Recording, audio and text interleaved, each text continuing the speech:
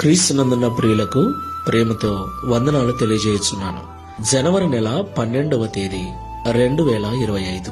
ఈరోజు దేవుడు మనకు చేస్తున్న వాగ్దానం ఏమిటనగా కీర్తనల గ్రంథము 21వ కీర్తన 10వ చరణం.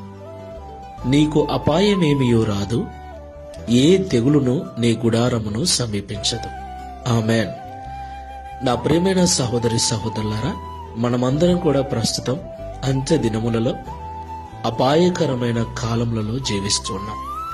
యేసుక్రీస్తు ప్రభుల వారు రెండవసారి ఈ భూమి మీదకి రాబోతున్న దినాలలో మనమున్నాం.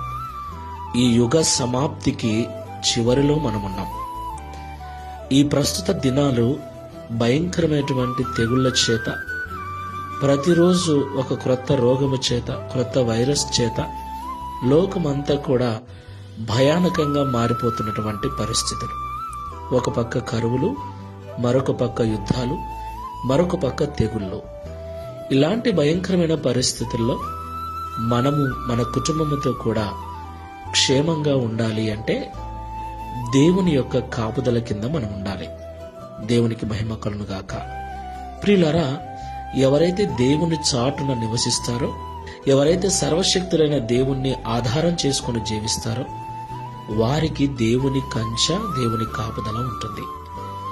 దేవుణ్ణి ఆశ్రయించకుండా, దేవుని చాటున నివసించకుండా మన రక్షణ కొరకు ఎన్ని ప్రయత్నాలు చేసినా, ఎన్ని హాస్పిటళ్ల చుట్టూ తిరిగినా, ఎంత సంపదను సమకూర్చుకున్నా క్షేమంగా ఉండలేము.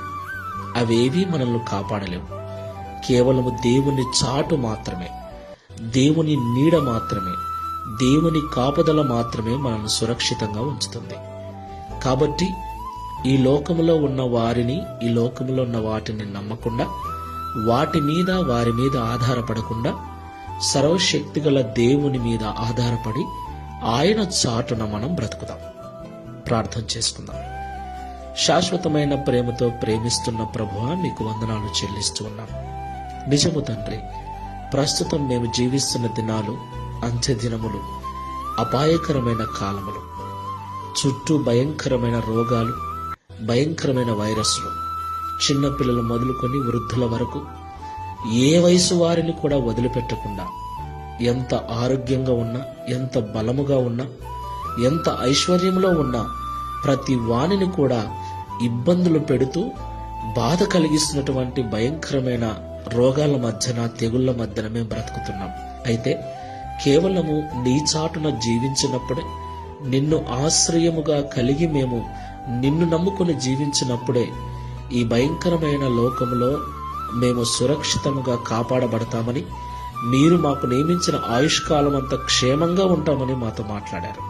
నీ చాటున కాకుండా మరి దేని చాటున బ్రతికినా, ఎవరి చాటున బ్రతికినా మాకంత సురక్షితము ఉండదని మాతో మాట్లాడారు.